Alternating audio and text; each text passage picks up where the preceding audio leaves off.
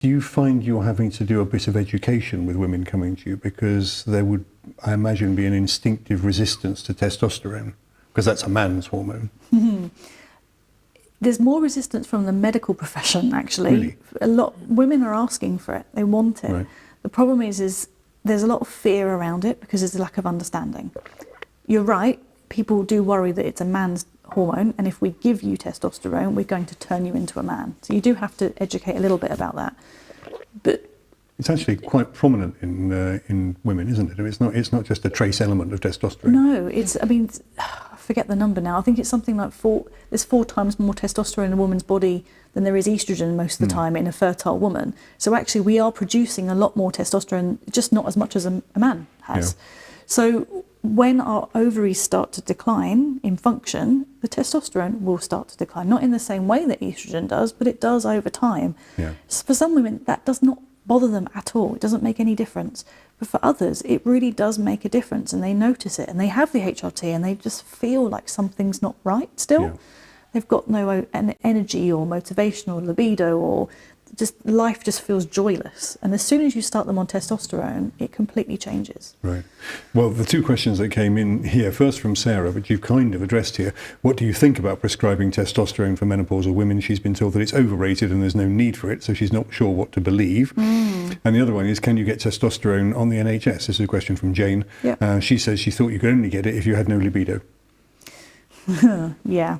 So it can be overrated. So if someone has no response by 6 months, I will usually say to them, look, your levels have come up. How do you feel? No difference? Okay, what's the point in carrying on with it then? We've demonstrated by blood tests that we have gone up to a better level, and you feel no different, therefore is it the testosterone or not? And often women will make that decision at that point, and they'll say, no, I want to carry on with it for a bit more time just to see, or no, I'm going to stop. So yes, it can be overrated. It doesn't always work for everybody.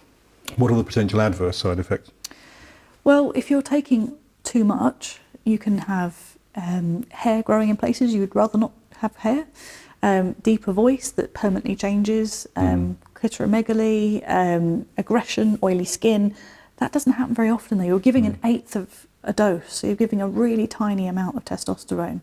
An 1/8 of a... So there's, actually don't have any sachets to show you, but the little sachets are tiny, and Yes. a man would have 1 or 2 of them.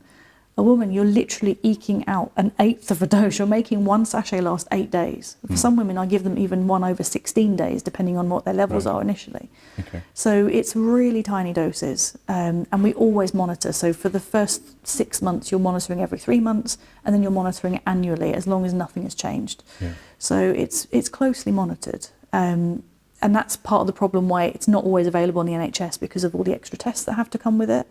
It's off licence. And yes, the British Menopause Society say that it's for postmenopausal women with no libido.